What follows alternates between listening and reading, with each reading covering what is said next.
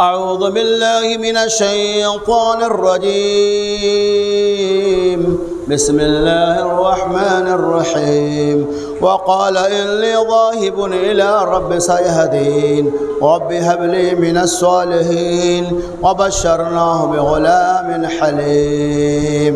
فلما بلغ معه السعي قال يا بني إني أرى في المنام أني أذبحك فانظر ماذا ترى قال يا أبت افعل ما تؤمر ستجدني إن شاء الله من الصابرين.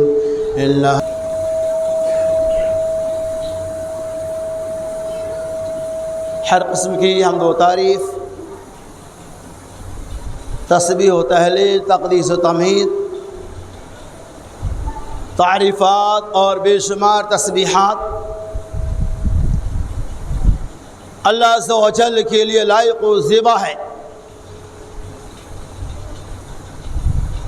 جس کی بے انتہا کرم فرمائی ہے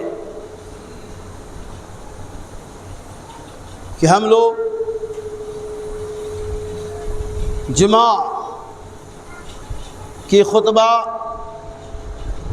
مع دو رکعت نماز کی شرکت کی ہیں۔ اللہ تعالی ہماری اور آپ کی آمد کو قبول فرمائے۔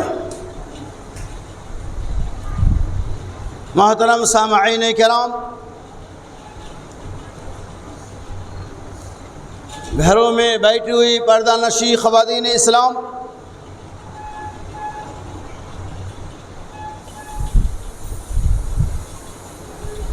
اللہ تبارک و تعالیٰ کی توفیق اور اس کے فضل و کرم سے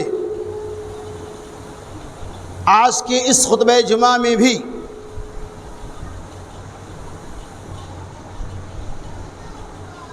قربانی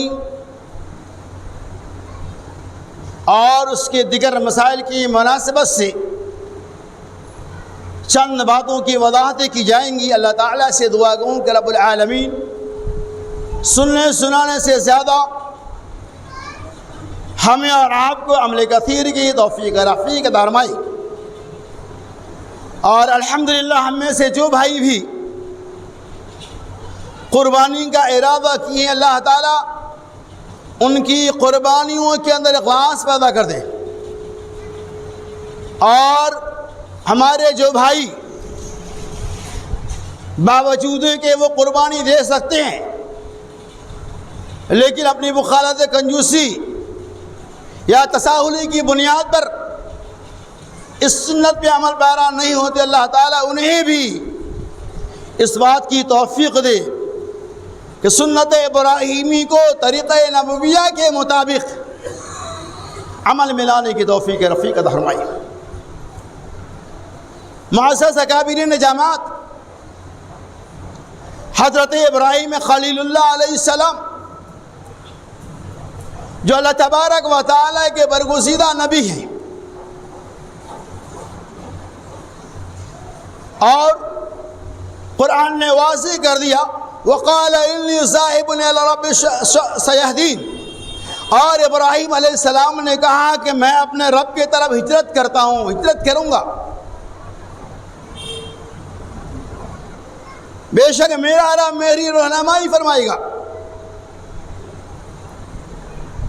رب ہب لی من الصالحین، سفر کا سلسلہ شروع بھی تھا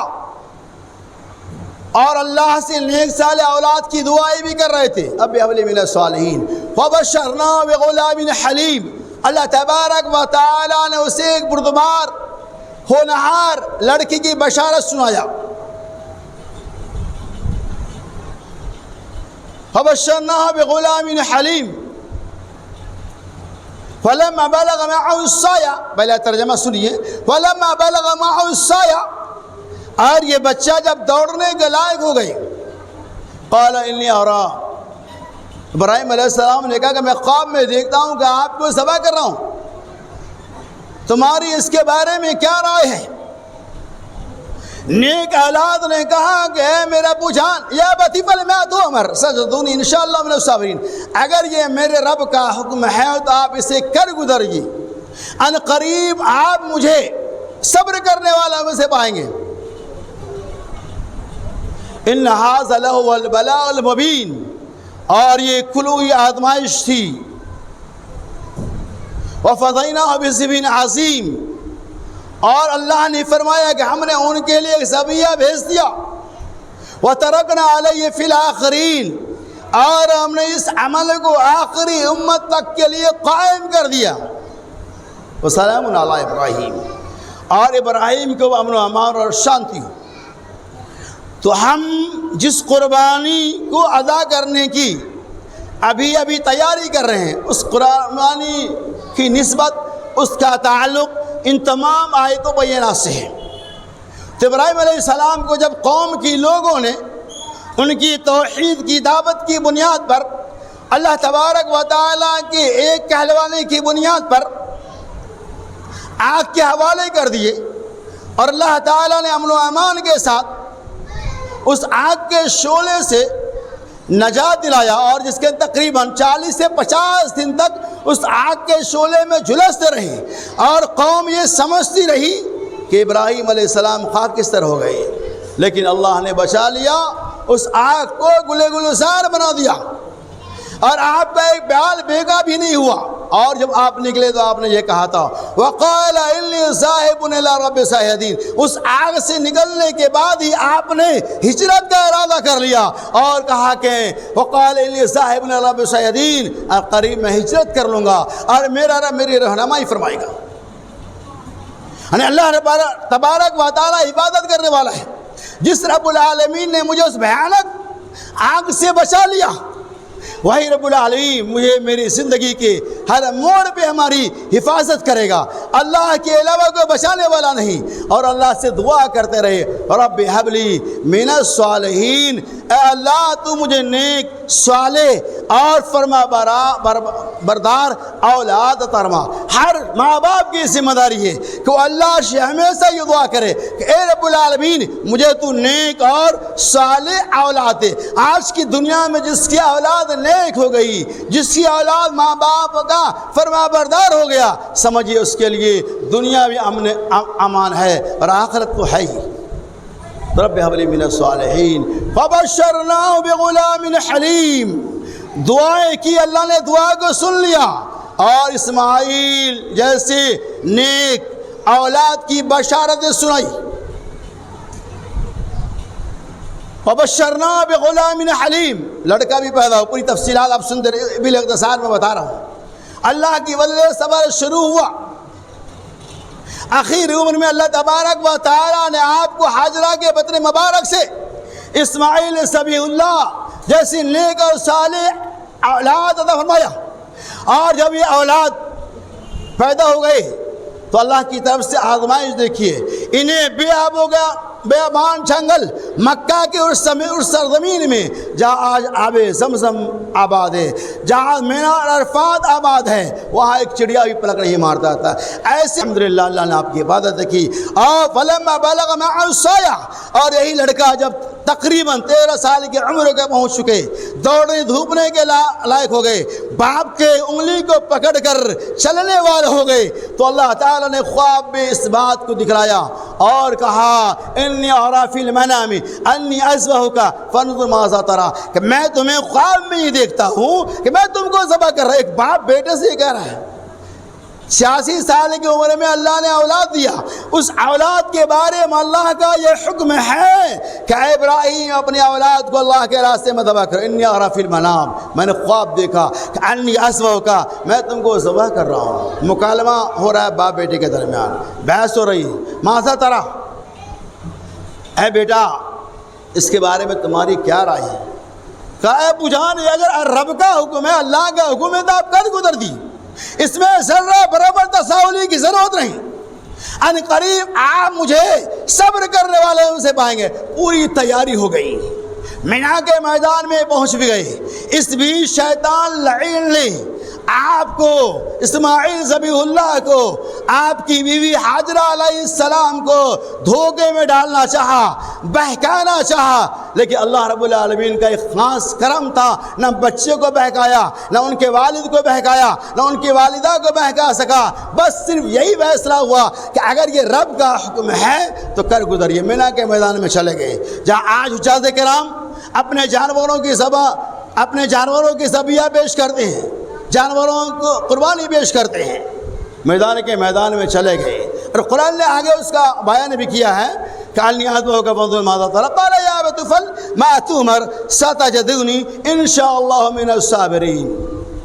تیار ہو گئے، مینا کے میدان میں چلے گئے، ذبح کرنے والے تھے۔ قرآن نے کہا إِنَّ هَذَا لَهُوَ الْبَلَاءُ الْمُبِينُ، یہ تو آزمائش تھی۔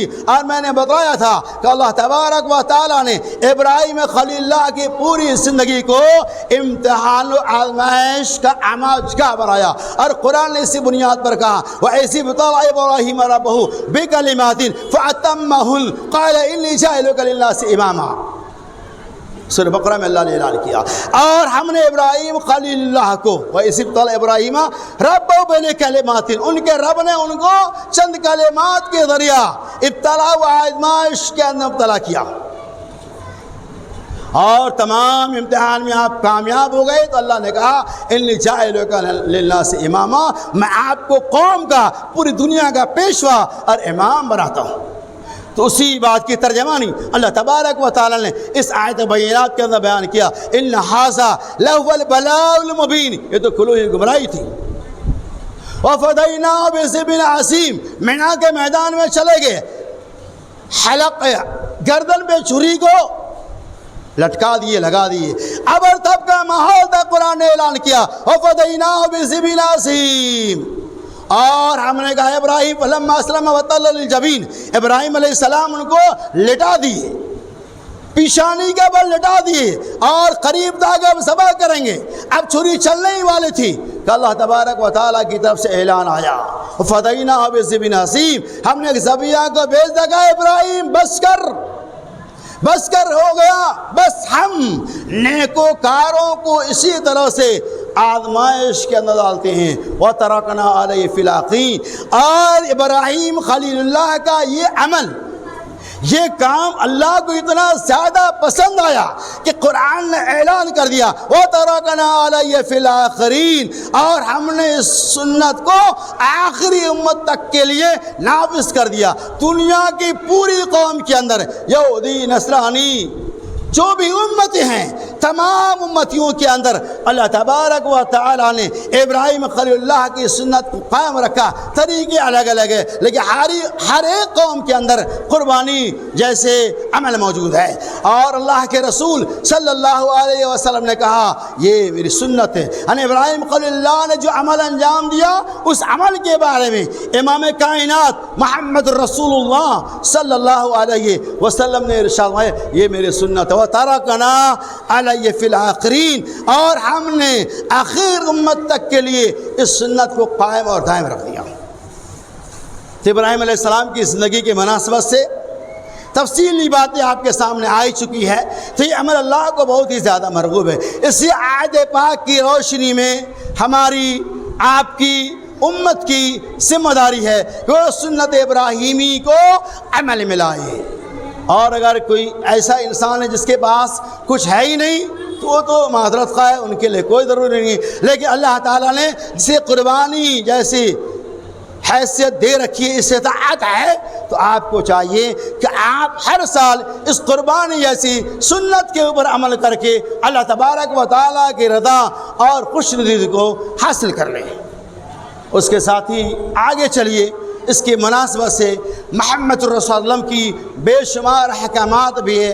آپ صلی اللہ علیہ وسلم نے فرمایا حضرت طرح کے جانوروں کی قربانیاں جائز نہیں، الْأَرْوَاءُ بَيِّنَةٌ عَوْرَةٌ، اور وہ جانور جو کانا ہو اور جس کا کانا پر سائر ہو یا اندھا ہو اور دکھنے بھی اندھا نظر آ رہے ہو، اسی طرح سے آپ وہ جانور جس کا ٹانگ ٹوٹا ہوا ہو، لانگڑ ہو، لنگڑا ہو، اور جس کا لنگڑا پن واضح ہو چکا ہو، اس کی بھی قربانی جائز نہیں ہو۔ اسی طرح سے آپ نے فرمایا وہ جانور جو مریض ہو، والمریضۃ بین مرضها، اور وہ بیمار جانور جس کی بیماری ظاہر ہو رہی ہو۔ اسی طرح سے آپ نے فرمایا والکثیر الذی لا تنقی، اور وہ دبلا پتلا لاگر اور کمزور جانور جس کے جسم کے اوپر گودے نظر آئے، ہڈیاں ہی ہڈیاں رہے، اس کے گوشت نہ ہو، اندر کی ہڈیاں باہر سے بھی نظر آ رہی ہو، نہایت ہی کمزور ہو، ایسے جانوروں کو بھی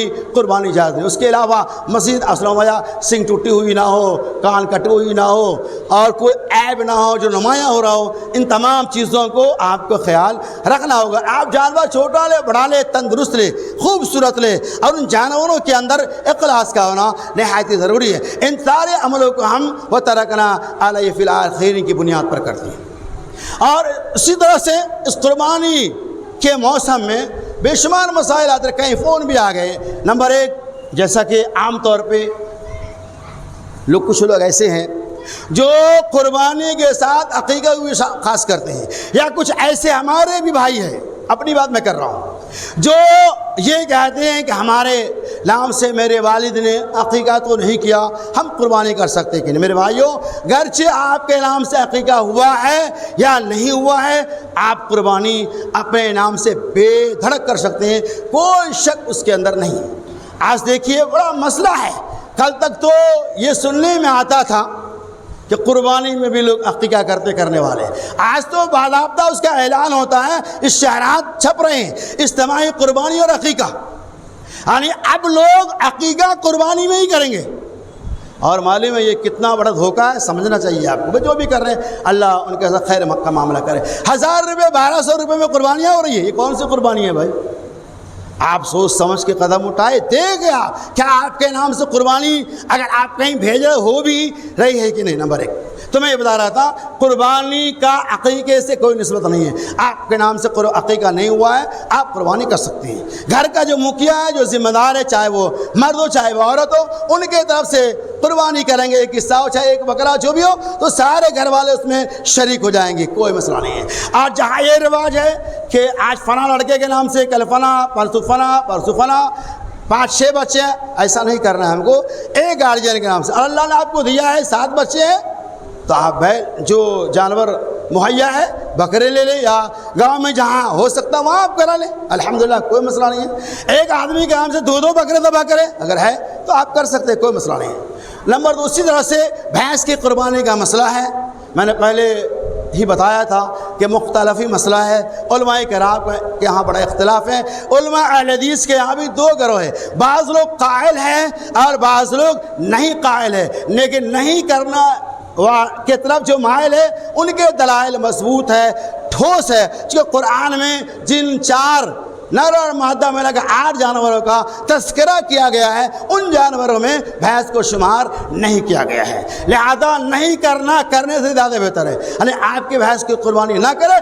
یہ زیادہ بہتر افضل ہے۔ آپ اگر اللہ نے دیا تو گاؤں میں کرا لے جہاں سہولت ہے، اور کچھ لوگ کرنے کے قائل ہیں، حقیقت یہی ہے کہ نہیں کرنا زیادہ بہتر۔ اسی طرح سے اور چلیے آئے گی یہ معاملہ جب آتا ہے، کچھ ہمارے لوگ ایسے ہیں جو حیلہ بہانہ کرتے ہیں، مجھ سے ہم قرض دار ہیں، ہم قربانی کیسے کریں؟ ان کے پاس لاکھوں کا کاروبار چل رہا ہے، فی الحال ان کے پاس پیسے نہیں ہیں، تو وہ یہ کیا کہتا نہیں قرض لے کر قربانی نہیں کریں، ایسا مسئلہ نہیں ہے۔ اب سن لیجیے، شیخ ابن باز رحمۃ اللہ علیہ سے پوچھا گیا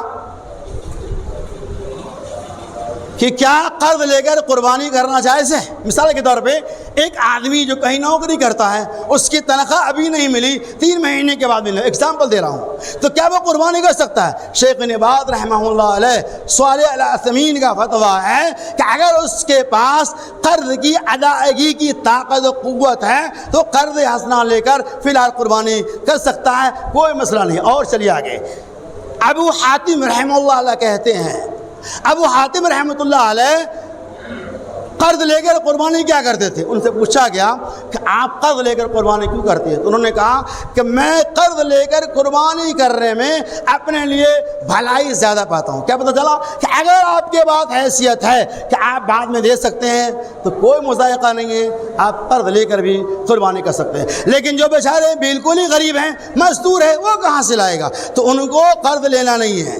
شرط کیا ہے کہ آپ کو مہینے 2 مہینے کے بعد قرض کی ادا کرنے کی مکمل طاقت ہو۔ اگر قرض کی ادا کرنے کی طاقت نہیں ہے تو آپ کو قربانی کرنے کی کوئی ضرورت نہیں ہے۔ بس آپ اللہ تبارک و تعالی سے دعا کریں، اللہ آپ کو آئندہ آپ کے لیے اسباب پیدا کر دے۔ کیا پتہ چلا کہ قرض ادا کرنے کی اگر طاقت ہے تو آپ قرض حسنہ لے کر قربانی کر سکتے ہیں، اور اگر طاقت نہیں ہے تو آپ کو قرض لے کر قربانی کرنے کی کوئی ضرورت نہیں ہے۔ اسی طرح سے یہ بھی مسائل ہمارے سامنے ہیں، جب موسم آتا ہے تو آتے رہتے ہیں کہ 1 سال کا بکرا ہے، گھر کا پلا ہوا، اس کی قربانی ہے کہ نہیں ہے۔ اصل تو 1 سال گزرنے کے بعد جب سنیاں یعنی لا تذبح الا المسنہ، سوائے مسنہ یعنی داتے ہوئے جانور کے علاوہ دوسرے جانوروں کی قربانی جائز ہے نہیں، چاہے وہ بکرا ہو، بکری ہو، گائے ہو، بیل ہو، اونٹ ہو، وغیرہ وغیرہ، تمام جانوروں کی شرائط ہے۔ بہرحال اگر آپ کے گھر کا پالا ہوا ہے اور کوئی دوسرا راستہ ہے ہی نہیں تو ایسی صورتحال میں بعض علماء نے اس کی گنجائش نکالی ہے۔ کب؟ جب کوئی راستہ نہیں ہے تب۔ لیکن اگر ابھی راستے ہموار ہیں، سہولتیں ہیں، تو آپ بہرحال داتا ہوا جانور کی ہی قربانی کرے، یہ زیادہ بہتر، احوط اور افضل ہے۔ اسی طرح سے ہم جب قربانی کرنے لگے تو ہماری ذمہ داری یہ ہے، کوشش یہ کریں کہ جہاں پہ بکرا ذبح ہو رہا ہے وہاں آپ خود موجود رہیں۔ اگر آپ کے کوئی عالم دین بھی کر رہے ہیں، کوئی آپ کے بھائی کر رہے ہیں، کوئی بھی کر رہا ہے، کوئی مسئلہ نہیں ہے۔ دعا جنہیں یاد ہے وہ کر سکتا ہے، اور کس کو دعا یاد ہے؟ بسم اللہ اللہ اکبر تقبل اللہ فنا، جس کا طرف سے آپ کر رہے اس کا نام لے لیں، بسم اللہ اللہ اکبر، قربانی ہو گئی۔ لمبی چوڑی دعاؤں کا اہتمام کرنا کوئی ضروری نہیں ہے، تو لہذا اگر آپ چاہتے ہیں تو اپنے ہاتھ سے بھی قربانی کر سکتے ہیں۔ قربانی کرنے کا طریقہ یہ ہے کہ آپ جہاں پہ قربانی ہو رہی ہے وہاں پہ آپ کا رہنا نہایت ہی ضروری ہے۔ اور چلیے آگے، بسا اوقات آپ نے یہ بھی دیکھا ہوگا کچھ لوگ ایسے ہیں، اللہ انہیں صحیح سمجھ کی توفیق فرمائے، کہ وہ جب پہلی بار قربانی کریں گے تو اللہ کے نام سے، حالانکہ ساری قربانی اللہ کے نام سے ہی ہے، وہ ہماری طرف سے نام تو اللہ ہی کا ہوتا ہے لیکن وہ خالص اللہ کے نام سے۔ دوسری قربانی کریں گے تو وہ محمد الرسول اللہ کے نام سے، اور تیسری قربانی کریں گے کسی بڑے بابا بزرگ کے نام سے۔ ایسا کرنا سنت کے خلاف ہے، یہ طریقہ سنت کا نہیں۔ سنت کا طریقہ یہ ہے کہ جب بھی اللہ نے آپ کو توفیق دے رکھی ہے آپ اس کی قربانی اپنے گھر والوں کی طرف سے کریں۔ اللہ تقبل من وہ اہل بیت، اللہ میری طرف سے اور میرے گھر والوں کی طرف سے اس قربانی کو قبول کر لیں۔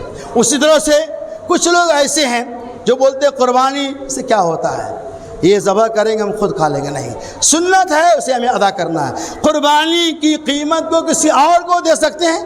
نہیں دے سکتے، اس کی قیمت تقسیم کرنا جائز نہیں ہے۔ جب تک آپ قربانی نہیں کریں گے، جانور کو ذبح نہیں کریں گے، آپ کی قربانی تسلیم نہیں کی جائیں گی۔ لہذا قربانی کے بدلے اس کی قیمت کو تقسیم کر دینا الگ بات ہے، اب صدقہ و خیرات جتنا زیادہ کرے الحمدللہ کوئی مضائقہ نہیں ہے، لیکن آپ قربانی کے بدلے صدقہ و خیرات کر دیں اور کہے کہ ہم نے اس چیز کو اپنے طور پہ زیادہ اولا سمجھا تو اس کی گنجائش نہیں ہے۔ ہاں ایک بات آپ پوچھ سکتے ہیں، قربانی کرنے کے بعد کیا کریں گے؟ اسے صدقہ تو کرنا ہی ہے۔ قربانی کرنے کے بعد بہت سارے ہمارے بھائی ایسے ہیں اپنے پڑوس میں جہاں قربانی نہیں ہوتی وہاں تک گوشت نہیں پہنچا، سب نہیں ہے، ایسے بھی لوگ ہیں، اور تمام گوشت کو ذبح کیا، گھر میں پیک کیا، فریزر میں رکھ دیا اور وہ کھاتے رہتے ہیں۔ ایسا کرنا خلاف شرع ہے، سنت نہیں ہے۔ سنت یہ ہے کہ آپ خود بھی کھاؤ، مانگنے والے کو اور نہیں مانگنے والے تمام لوگوں کو دو۔ بعض قرآن کی بعض آیات سے اور بعض علماء نے آسانیاں پیدا کی ہے، قربانی کے گوشت کو ہم 3 حصوں میں تقسیم، واجب نہیں ہے، استحباب ہے۔ ایسا آپ سہولت کے لیے کر سکتے ہیں، 3 حصوں میں تقسیم کریں گے، ایک حصہ اپنے لیے، ایک حصہ اعزاء و اقارب دوست احباب کے لیے، اور ایک حصہ فقراء اور مساکین کے لیے خاص کر دیں۔ اب آپ کا جو پرسنل حصہ ہے آپ اسے 2 دن میں کھا جاؤ، 2 مہینے میں کھا جاؤ، کوئی مذائقہ نہیں ہے۔ لیکن اگر پڑوس میں زیادہ غریبی ہے، کہیں کوئی انتظام نہیں ہے، پھر آپ کو اس کو رکھنے کی بھی ضرورت نہیں ہے۔ آپ کا دل خود ہی گوارا نہیں کرے گا کہ ہمارے گھر میں پڑوس میں کسی کے گھر میں قربانی کے دن گوشت کا ایک ٹکڑا نہیں پہنچا ہے، اور اسے ہم جمع کیسے کریں؟ اگر سہولت ہے تو اپنے حصوں کو آپ جب تک چاہو رکھ سکتے ہو، وہ تبرکن ہے، وہ چیز مبارک چیز ہے، آپ اسے برکت کے طور پہ توڑا توڑا کر کے کھائے، اس کی گنجائش ہے۔ مکمل جو لوگ اندر رکھ دیتے ہیں، یہ کسی بھی صورتحال میں جائز اور درست نہیں ہے۔ اسی طرح سے معاملہ آتا ہے کہ مئی کی طرف سے قربانی کا کیا حکم، بڑی لمبی چوڑی بحثیں ہیں، علماء کرام کے کئی جوابات اور کئی کتابیں بھی اس سلسلے میں نکل چکی ہے۔ مئی کی طرف سے قربانی کرنا ہے کہ نہیں، دونوں کے اندر اختلاف، جیسے میں نے بتایا تھا بھینس کے بارے میں علماء اہل حدیث کے درمیان بھی اختلافات، کچھ کرنے والے کچھ نہیں کرنے والے۔ ویسے ہی مئی کی طرف سے قربانی، اس کے بارے میں بھی علماء اہل حدیث کے دو گروپ ہے، ایک قائل ہے ایک نہیں قائل ہے۔ جو نہیں قائل ہے وہ زیادہ اہبت ہے، یعنی کرنے میں اختلاف ہے، نہیں کرنے میں تو کوئی اختلاف نہیں ہے۔ اور قربانی کا اپنے والد کی طرف سے، مرنے والوں کی طرف سے قربانی کرتے ہیں، جس کا مقصد یہی ہوتا ہے کہ اس میت کو ثواب پہنچایا جائے، مقصد یہ ہوتا ہے۔ تو آپ ثواب پہنچانے کے اور بھی بہت سارے راستے ہیں الحمدللہ، صرف قربانی ہی کا ایک راستہ نہیں ہے کہ آپ قربانی نہیں کریں گے سال میں کبھی اسے ثواب نہیں پہنچا، ایسا کچھ نہیں۔ آپ سال بھر ان کے نام سے صدقہ و خیرات کرتے رہے الحمدللہ۔ قربانی میں اختلاف ہے تو بہتر اور اہمیت یہ ہے اس سے بچا جائے، اور یہ زندوں کا حق ہے، لہذا اولاد اگر اپنے نام سے قربانی کرتا تو یقیناً باپ کو بھی اس کا ثواب ملنے والا ہی ہے، اس کی طرف سے کرنے کی کوئی ضرورت نہیں ہے۔ اسی طرح سے آپ یہ بھی دیکھتے ہوں گے خاص طور سے قربانی کے موقع سے کہ بہت سارے لوگ ایسے ہیں جو جانور تو لاتے ہیں، اور لیکن اس جانوروں کے جو حقوق ہوتے ہیں، جو ان کی ادائیگی ہوتی ہے، اس کے اندر بڑا تساہلی اور بڑی لاپرواہی ہوتی ہے۔ لہذا ہماری اور آپ کی ذمہ داری ہے کہ ہم جب جانور لائیں تو اس کا خاص خیال کرے، چارے کا انتظام کرے، ان سے اپنی محبت کا اظہار کرے، اور اپنے جانور کے ذریعے دوسروں کو تکلیف نہ پہنچائے۔ یہ نہیں قربانی کا جانور یہاں تو نہیں ہے، وہ چیزیں گاؤں محلے میں جہاں چاہو وہاں چھوڑ دو، ایسا بھی ہم نہیں کر سکتے، بلکہ قربانی کے جانور خوب اہتمام کرے، خوب کھلائے، خوب پلائے، قربانی کے جانور سے اپنی محبت کا آپ دلی طور پہ اظہار کرے۔ تو آج کے اس جمعہ کا خلاصہ یہ ہے کہ آپ جو بھی جانور خریدیں ان جانوروں کے اندر اخلاص کا ہونا نہایت ضروری ہے، اور آپ کی اولین کوشش یہ ہو کہ گوشت کو اپنے دوست و احباب تک پہنچائے۔ چونکہ جہاں جانور پہ بڑے ذبیحہ پہ بینڈ لگا ہوا ہے، بیچارے غربا لوگ کہاں سے 20-25 ہزار روپے قرض کر کے کہاں سے وہ لائیں گے، بکرا نہیں دے پاتے ہیں۔ تو ایسے لوگوں تک آپ تھوڑا ہی کیوں نہ ہو عید کے دن جب بھی قربانی کریں تو آپ پہنچانے کی کوشش کریں۔ اللہ سے اللہ تعالیٰ ہمارے اس قربانی کے اندر اخلاص پیدا کر دے، ہمارے اس قربانی کو ہر طرح کی ریا و نمو سے محفوظ اور معمون رکھے۔